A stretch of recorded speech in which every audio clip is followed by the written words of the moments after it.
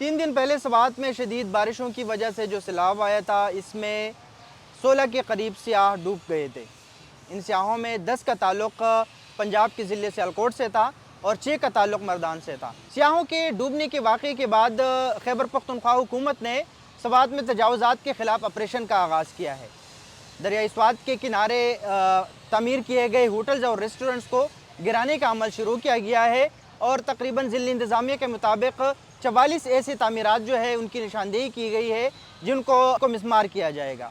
अब सवाल यह है कि ये किस कानून के तहत किया जा रहा है। तो खैबर पख्तूनख्वा की 2014 की रिवर प्रोटेक्शन एक्ट मौजूद है और इस एक्ट के मुताबिक किसी भी दरिया के दोनों जानिब 200 फुट तक किसी किस्म की तामीराती काम नहीं की जाएगी और इसी तरह इसके बाद यानी 200 फुट के बाद 1500 फुट तक अगर किसी किस्म की तामीरात की जाएगी तो इसके लिए हुकूमत की जानिब से एक लैंड जोन बनाया जाएगा और जो नक्शा हुकूमत की तरफ से अप्रूव होगा, इसकी मंजूरी दी जाएगी, तभी वहाँ पे किसी किस्म की तामीराती काम जो है वो की जाएगी। ये तजावुज़ात के ख़िलाफ़ ऑपरेशन आज दूसरे रोज़ भी जारी है और मुख्तलिफ वहाँ पे होटल्स और तामीरात जो है वो गिराए जा रहे हैं। सवात के अलावा खैबर पख्तूनख्वा के दीगर अज़ला में भी तजावुज़ात के ख़िलाफ़ जो दरिया के किनारे बनाए गए हैं उनके ख़िलाफ़ कार्रवाई जारी है।